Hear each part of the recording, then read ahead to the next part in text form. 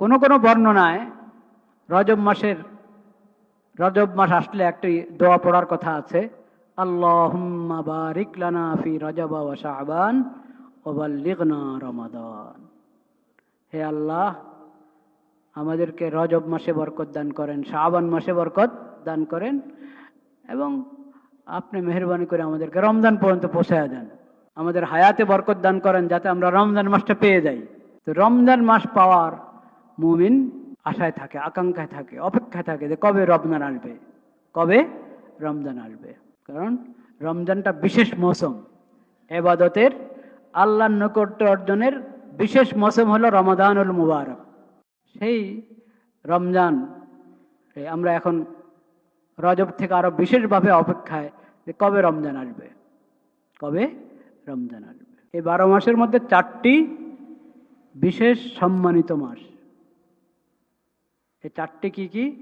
নবী করিম সাল্লাল্লাহু আলাইহি সাল্লাম হাদিস শরীফে বলে দিয়েছেন, এই 4 মাস হলো রজব, যুলকাদা, যুলহিজ্জা, মুহররম। তাহলে চান্দ্রবর্ষ শুরু হয় সম্মানিত 4 মাসের 1 মাস দিয়ে, মুহররম দিয়ে শুরু হয়। তারপরে 7 নম্বর মাস রজব, এটা সম্মানিত 4 মাসের একটি। আর চান্দ্র বছর যখন শেষ হয়, বর্ষটা শেষ হয়, শেষ 2 মাস 11 এবং 12, যুলকাদা, যুলহিজ্জা। এই 4 মাস হলো সম্মানিত 4 মাস, মুহররম, রজব, যুলকাদা, যুলহিজ্জা। ফালা তাজলিমু ফীহিন্না আনফুসাকুম, তোমরা তোমাদের উপর এই মাসগুলোতে তোমরা তোমাদের উপর অত্যাচার করো না। নিজের উপর অত্যাচার করা এটা সবসময় নিষেধ, সবসময় নিষেধ। কিন্তু আল্লাহ রাব্বুল আলামিন বলছেন বিশেষ করে এই 4 মাসে তোমরা তোমাদের উপর নিজের উপর নিজে অত্যাচার করবে না। কিভাবে নিজের উপর নিজে অত্যাচার করে মানুষ? এই 4 মাসে যেসব কাজ নিষেধ, সবসময় নিষেধ, কিন্তু এই 4 মাসে বিশেষভাবে নিষেধ। ওইসব কাজ থেকে বিরত থাকো। যদি এরকম কোনো কাজ করলা তাহলে তুমি তোমার উপরে জুলুম করলা, অত্যাচার করলা। আল্লাহর নাফরমানি, গুনার কাজ সবসময় হারাম, এই 4 মাসে বিশেষভাবে হারাম।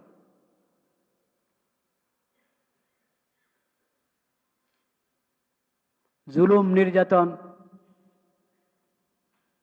অন্যের জানমাল নষ্ট করা, ইজ্জত নষ্ট করা সবসময় হারাম, এই 4 মাসে বিশেষভাবে হারাম। এসব কাজ সব জায়গায় হারাম, যেখানে আমি থাকি, যেখানে আমি অবস্থান করছি, সব জায়গায় হারাম।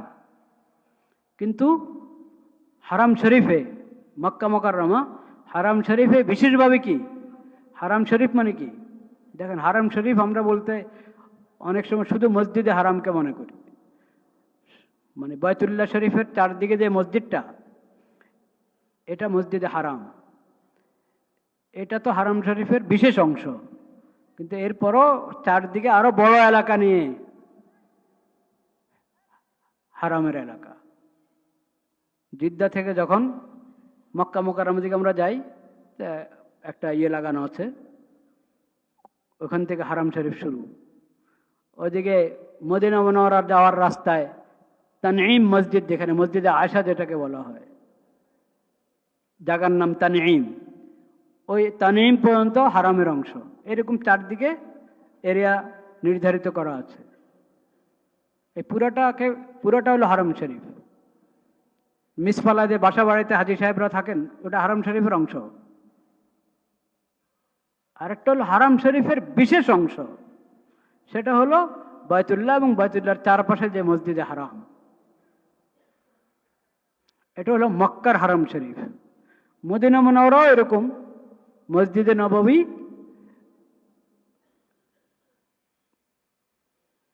এটা হারামের অংশ, এবং এর অতিরিক্ত আরো মসজিদে নববীরও আরো চারপাশে এরকম একটা সীমানা আছে,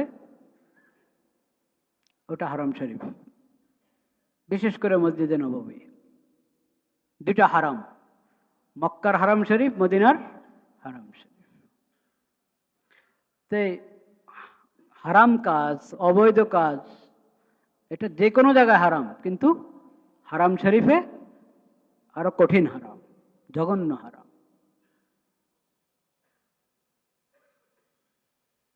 নতুবা জুলুম, পাপ, অপরাধ, এটা সব জায়গায় অপরাধ, সব জায়গায় পাপ, সব জায়গায় জুলুম, হারাম, কবিরা গুনাহ, আল্লাহর অসন্তুষ্টি টেনে আনে, আল্লাহর গজব টেনে আনে। তো আল্লাহ রাব্বুল আলামিন আমাদেরকে সেই কথা স্মরণ করিয়ে দিচ্ছেন। এতে ফায়দা হলো 4 মাস যদি আমি প্রশিক্ষণ গ্রহণ করি, 4 মাস যদি নিজেকে নিয়ন্ত্রণে রাখার চেষ্টা করি, যে আল্লাহর যে মাসগুলোকে আল্লাহ সম্মানিত মাস হিসাবে ঘোষণা করেছেন। আবার রমজান মাস এই 4 মাসের বাইরে আরেকটা মাস নাকি সম্মানিত 4 মাস, এটার মধ্যে তো রমজান নাই। কেন? রমজান তো আলাদা করে সম্মানিত মাস। রমজানুল মুবারক আলাদা করে, ওটা আলাদা একটা সম্মানিত মাস, সব মাসের চেয়ে বেশি ফজিলতপূর্ণ এবং বরকতপূর্ণ। তো 5 মাস যদি আমি অনুশীলন করি যে এই মাসগুলোর সম্মান আমি নষ্ট করব না, এর বরকতে বাকি দিনগুলো, বছরের বাকি মাসগুলো, বাকি দিনগুলো ইনশাআল্লাহ সুন্দর কাটবে না? সুন্দর কাটবে। আল্লাহ তাআলা সেই তৌফিক আমাদেরকে দান করেন। কোন কোন বর্ণনায় রজব মাস আসলে একটি দোয়া পড়ার কথা আছে, আল্লাহুম্মা বারিক লানা ফি রজব ওয়া শাবান ওয়া বাল্লিগনা রমাদান। হে আল্লাহ, আমাদেরকে রজব মাসে বরকত দান করেন, শাবান মাসে বরকত দান করেন, এবং আপনি মেহেরবানি করে আমাদেরকে রমজান পর্যন্ত পৌঁছায়া দেন। আমাদের হায়াতে বরকত দান করেন যাতে আমরা রমজান মাসটা পেয়ে যাই। তো রমজান মাস পাওয়ার মুমিন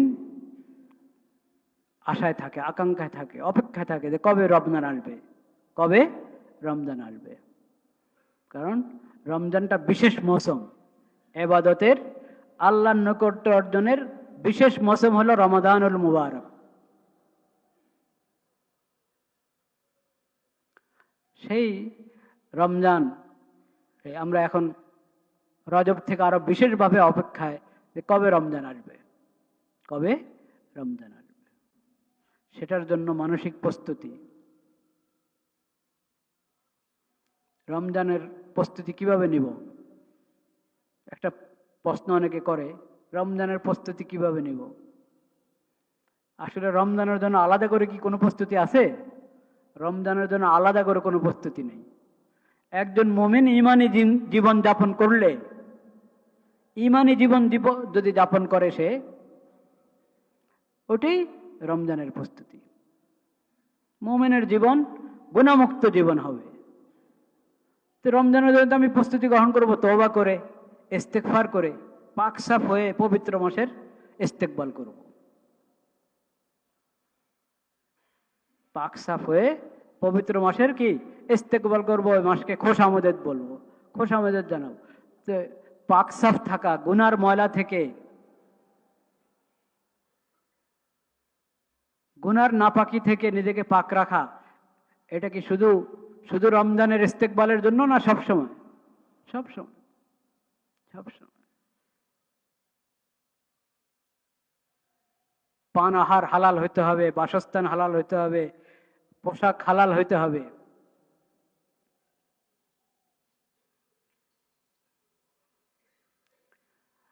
রমজান পবিত্র মাস, রমজানে কমপক্ষে আমার সেহরি ইফতার যাতে হালাল খাবারের মাধ্যমে কি হয়।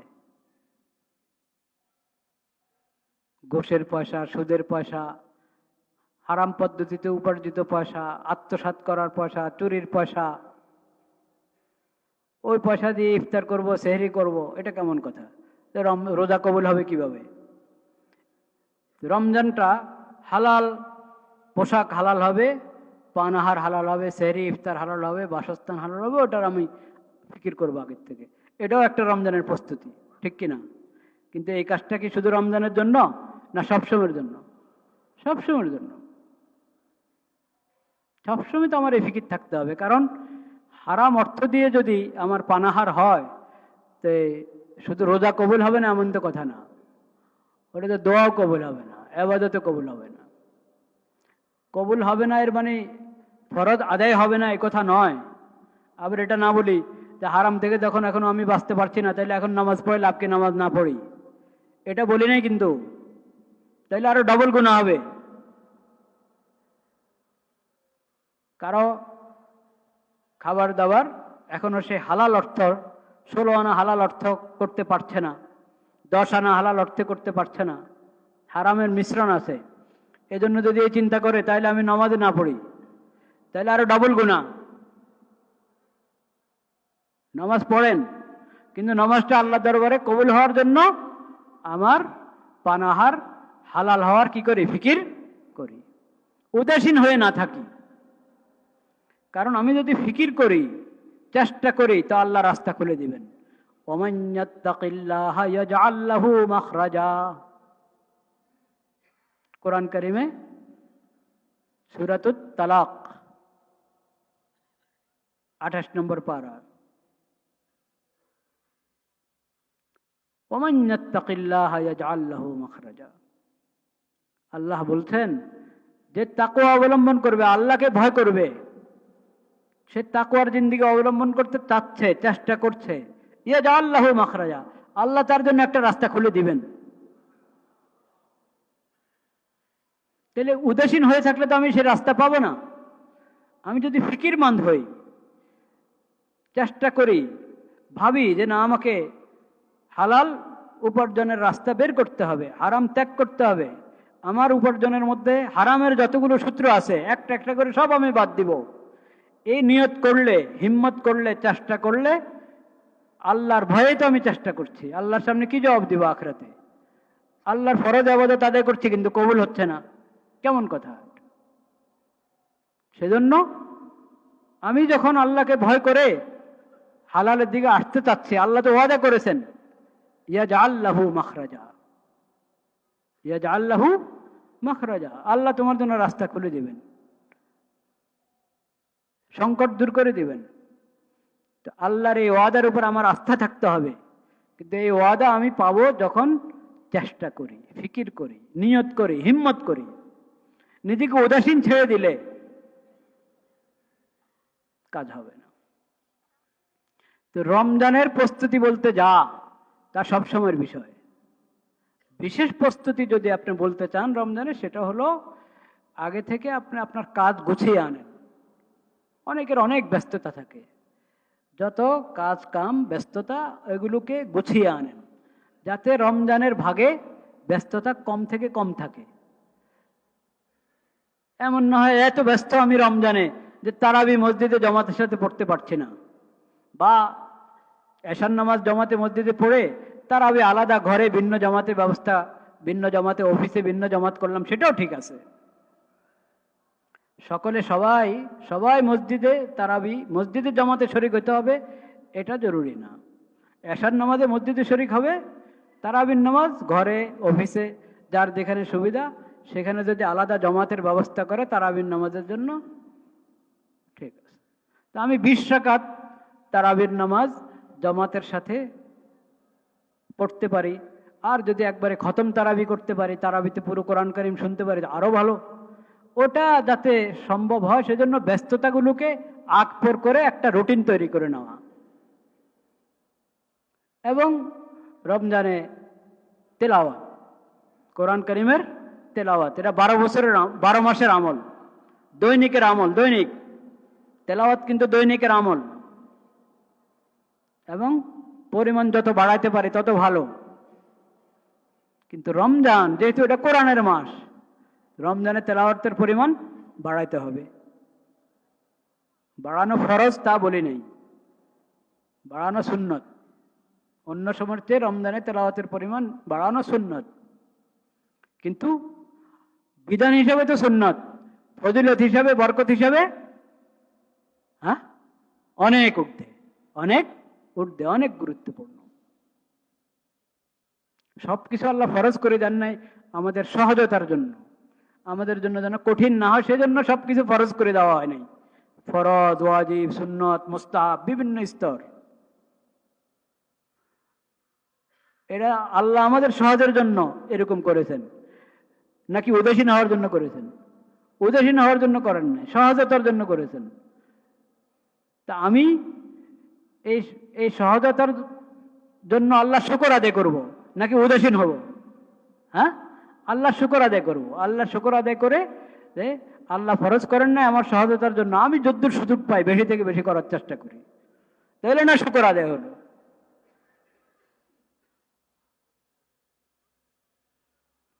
তো তেলাওয়াত বেশি করতে পারি, 20 রাকাত তারাবি জামাতের সাথে পড়তে পারি, বিশেষ করে কোরআন খতমের মাধ্যমে তারাবি পড়তে পারি। তাহাজ্জুদের নামাজ ও সেহরের জন্য উঠে একটু আগে উঠলে তাহাজ্জুদ পড়তে পারি। এইভাবে নিজের একটা রুটিন এখন থেকে চিন্তা করা, যাতে রমজানের সময়সূচি এবং আমার কার্য, রাতের দিনের কাজ একটা সুন্দর রুটিন মতো হয়, সব কাজ হয়ে যায়, সবার সব হক আদায় হয়ে যায়, আমার যে ডিউটি দায়িত্ব সেটা আদায় হয়ে যায়, আবার আল্লাহর দরবারে হাজিরা দিতে পারি নফল নামাজের মাধ্যমে, তারাবির মাধ্যমে, তেলাওয়াতের মাধ্যমে। এইভাবে একটা মানসিক প্রস্তুতি গ্রহণ করা, এটাকে আপনি বলতে পারেন যে এটা রমজানের প্রস্তুতি। আর বাকি সব সেটা আসলে 12 মাসেরই কি কাজ। আল্লাহুম্মা বারিক লানা ফি রজব ওয়া শাবান ওয়া বাল্লিগনা রমাদান। 17 নম্বর সূরার 53 নম্বর আয়াত। وقل لعبادي يقولوا التي هي أحسن إن الشيطان ينزغ بينهم إن الشيطان كان للإنسان عدوا مبينا। আল্লাহ রাব্বুল আলামিন নবী করিম সাল্লাল্লাহু আলাইহি সাল্লামকে বলছেন, কুল, হে নবী আপনি আমার বান্দাদেরকে বলেন, আমার বান্দাদেরকে বলে দিন, কুল লিইবাদি, আপনি আমার বান্দাদেরকে বলে দিন, ইয়াকুলুল্লাতী হিয়া আহসান, যাতে তারা সুন্দর কথা বলে, সুন্দর মতে বলে, সুন্দর কথা বলে, সুন্দরভাবে বলে। বাস, দেখেন একটা বাক্য, হে নবী আপনি আমার বান্দাদেরকে বলে দেন যাতে তারা সুন্দর বলে, সুন্দরভাবে বলে, সুন্দর কথা বলে, সুন্দরভাবে বলে। ইয়াকুলুল্লাতী হিয়া আহসান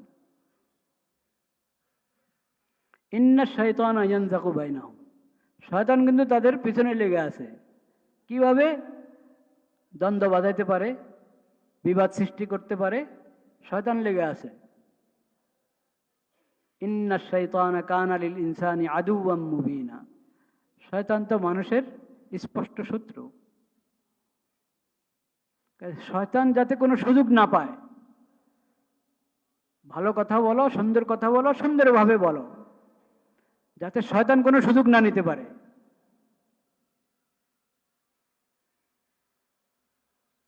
দেখেন আল্লাহ তাআলা আমাদের খালেক এবং মালিক, আমাদের রব, একবারে গোড়ার কথাটা আমাদেরকে বলে দিয়েছেন। অন্য কিছু বলো তো আরেকজন কষ্ট পাবে, কষ্ট পেয়ে সে উত্তেজিত হবে, সে আরো কঠিন কিছু একটা বলবে, বাস শুরু হয়ে যাবে হাতাহাতি, হয় কি না? এটা দুই ব্যক্তির মাঝে হতে পারে, একটা পরিবারের মাঝে হতে পারে, অফিসে হতে পারে, আদালতে হতে পারে, বাজারে দোকান আর দুই দোকানদারে হতে পারে, দোকানদার আর গ্রাহকের মাঝে হতে পারে। সব জায়গার জন্য বিধান, সব জায়গার জন্য। স্বামী স্ত্রী, দুই ভাই, ভাই বোন, প্রত্যেককে আল্লাহ তাআলা নির্দেশ দিয়েছেন, ভালো বলো, সুন্দর করে বলো। যদি গালমন্দ শুরু করো, অন্যায় কথা বলো, পিন মেরে কথা বলো, ঘাইল করে কথা বলো, সে কষ্ট পাবে। কষ্ট, আরেকজনকে কষ্ট দেওয়া সগীরা গুনাহ না কবিরা গুনাহ? কবিরা গুনাহ। তখন আপনি ইনসাফের কথা বলবেন, সুন্দরভাবে বলবেন, এরপরও স্বার্থপর মানুষ যারা, তারা কষ্ট পাইতে পারে, এটা হলো তার কষ্ট পাওয়া। আমি দিই নাই, আমি ইনসাফের কথা বলেছি, ন্যায় সম্পন্ন কথা বলেছি, সুন্দর করে বলেছি, তারপরও একজন কষ্ট পাচ্ছে, সে এই কথাটাকে তার স্বার্থ বিরোধী মনে করছে, এই জন্য কষ্ট পাচ্ছে। এটার জন্য আল্লাহ আমাকে ধরবেন না, এটার জন্য ধরবেন না। আমি যদি অন্যায় বলছি বা কথা ঠিক বলছি কিন্তু উপস্থাপন অন্যায়, আক্রমণাত্মকভাবে বলছি, তো এটা কষ্ট পাচ্ছে সে, তো গুনাহ হবে আমার।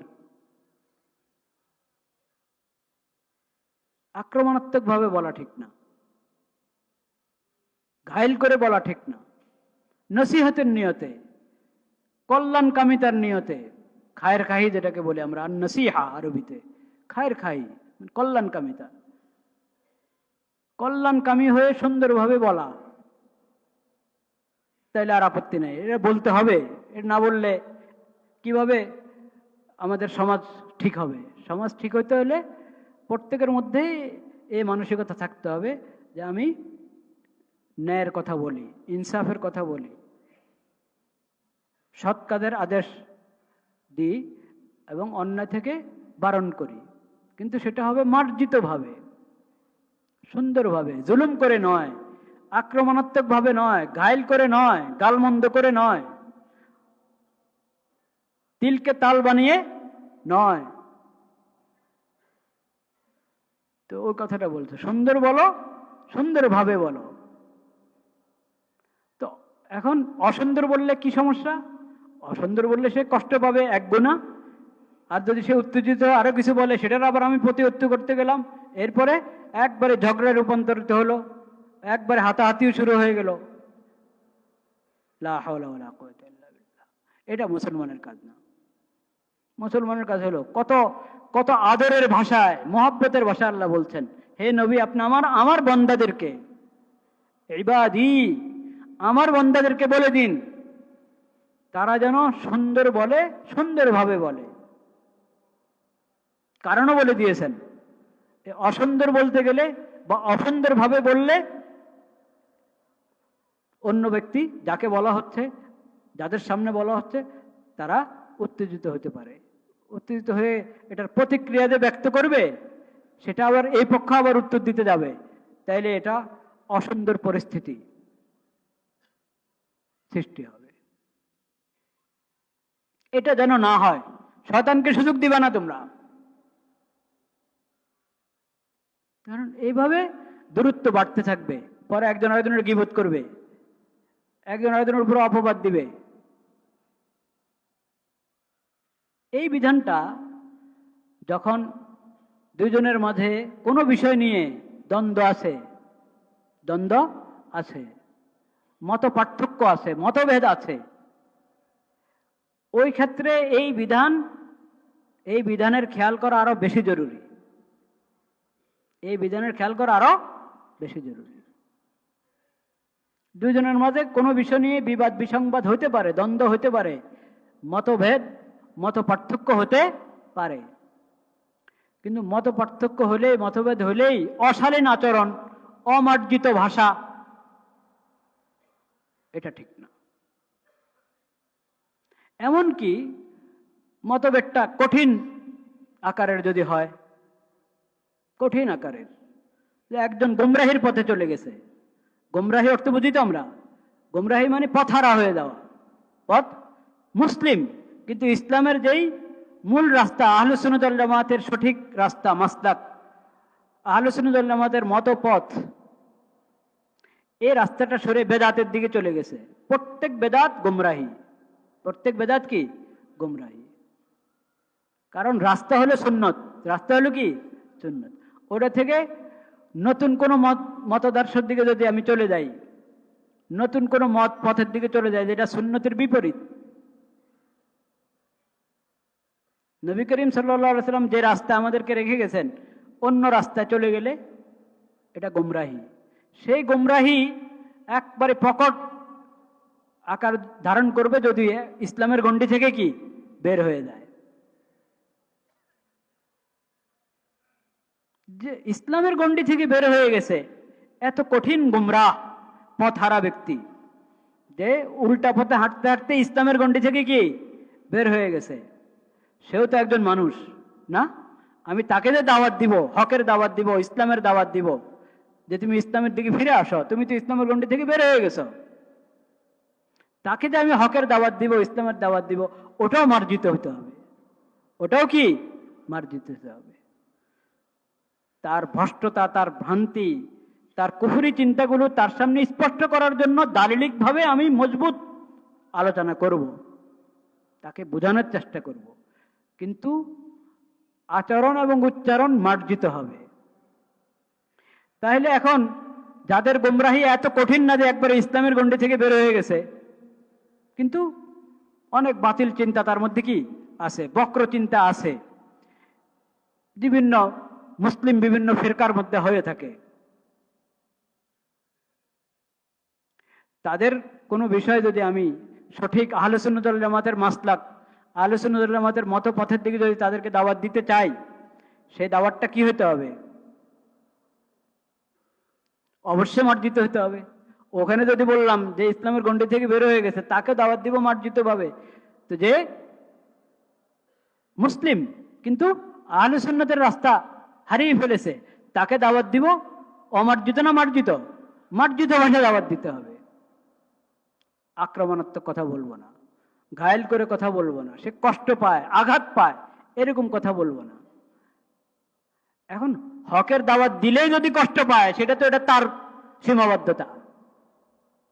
এই জন্য আমি তারা হক কথা বলবো না, বলবো। কিছু লোক আছে হক হক হকের কথা শুনতেই পারে না, ইনসাফের কথা শুনতেই পারে না, বললেই রেগে যায়, ওটা তার সীমাবদ্ধতা, তার দোষ। কিন্তু আমি বলবো মার্জিত ভাবে, আমার আচরণের কারণে, আমার বলার ত্রুটির কারণে সে কষ্ট পায়, এমন যেন না হয়।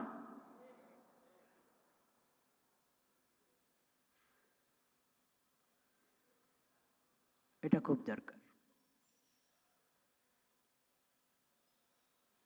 তো এটা জাগতিক বিষয় যদি দ্বন্দ্ব হয়, তখন এই কথা। ধর্মীয় বিষয় যদি দুজনের মাঝে, দুই ব্যক্তির মাঝে বা দুই দলের মাঝে দ্বন্দ্ব হয়, সেখানেও এই কথা, ইয়াকুলুল্লাতি হিয়া আহসান। সুন্দর করে বলো, হক কথা বলবা, সুন্দর করে বলো। আর না হক তো বলবেই না, কথা বলবে হক, কিন্তু সেটাও সুন্দর করে বলো, মার্জিত ভাষায় বলো, হিতাকাঙ্ক্ষী হয়ে বলো, কল্যাণকামী হয়ে বলো, তাহলে ফায়দা হবে। লা ইলাহা ইল্লাল্লাহ রাব্বুকুম আ'লামু বিকুম ইন ইয়াশা ইয়ারহামকুম ওয়া ইন ইয়াশা ইউআযযিবকুম ওয়া মা আরসালনাকা আলাইহিম ওয়াকিলা।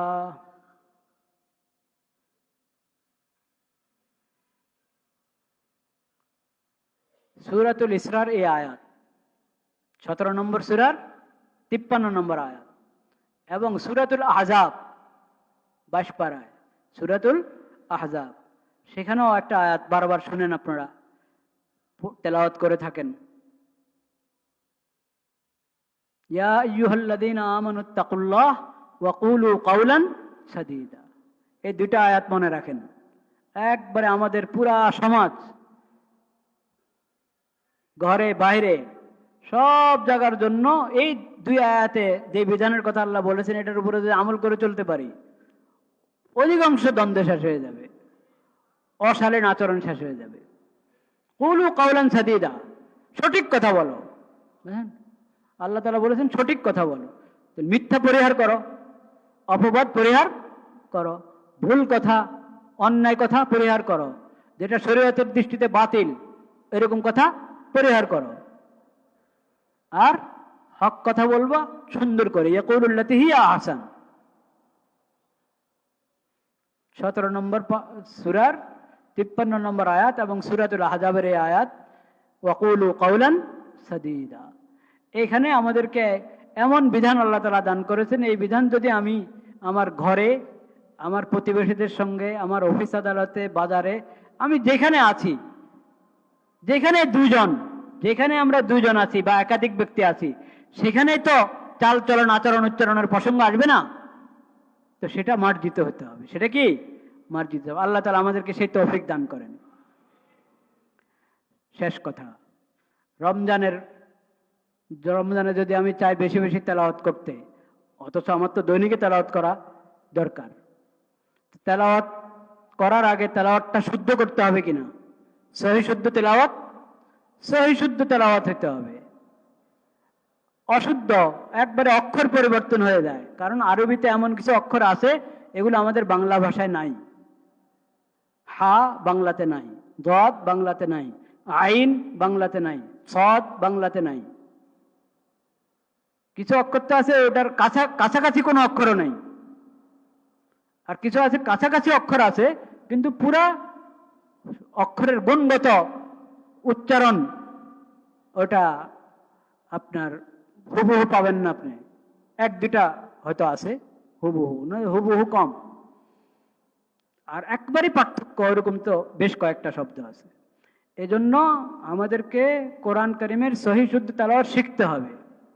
কোরআন কারিমের সহি শুদ্ধ তেলাওয়াত শিখতে হবে। আল্লাহ তাআলা সেই তৌফিক দান করেন। যেই বয়স হোক, আমার বয়স যত বেশি হোক, আমি চলে যাব, যারা সহি শুদ্ধ তেলাওয়াত জানে তাদের কাছে গিয়ে অনুরোধ করব আমাকে একটু শিখিয়ে দেন,